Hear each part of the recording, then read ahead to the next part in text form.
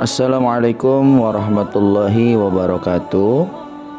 Apa kabar anak-anak semuanya? Semoga semua selalu dalam keadaan sehat walafiat ya. Amin amin ya rabbal alamin. Alhamdulillah, pada kesempatan hari ini kita kembali mempelajari pelajaran fikih masih di seputar bab 1, yaitu tentang zakat fitrah. Dan yang sudah kita bahas sedikit mengulang, yaitu kata zakat merupakan serapan dari bahasa Arab yang berasal dari kata zakah yang berarti suci, berkah, tumbuh, dan berkembang. Kemudian hukum mengeluarkan zakat yaitu fardu ain. Fardu ain adalah ibadah yang wajib bagi setiap muslim yang mampu dan memenuhi syarat-syarat tertentu, tidak bisa diwakilkan.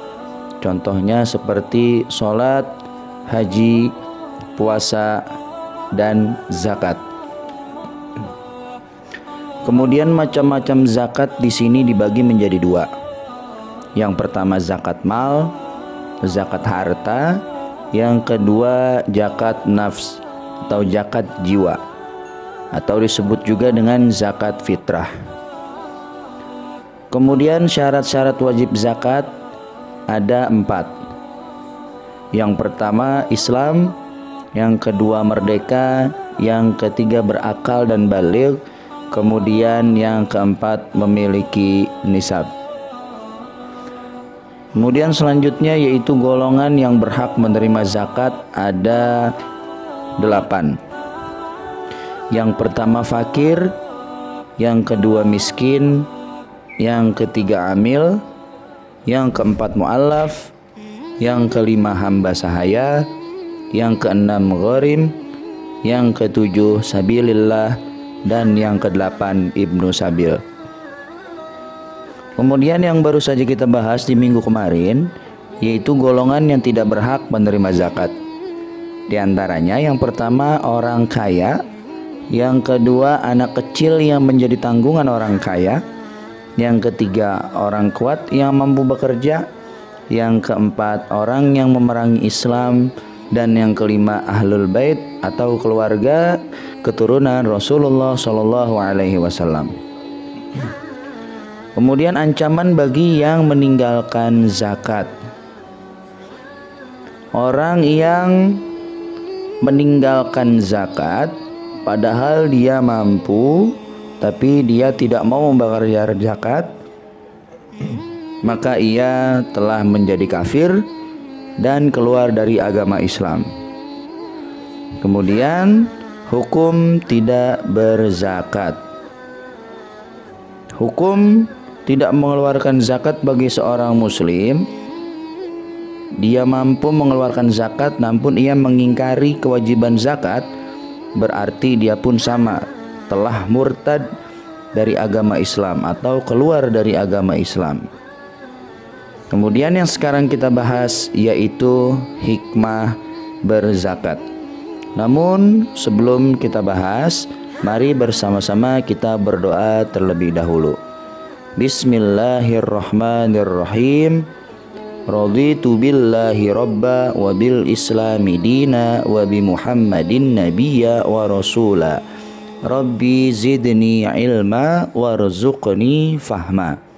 Baik, silakan dibuka buku LKS-nya di halaman 10, yaitu yang ke-9, hikmah zakat.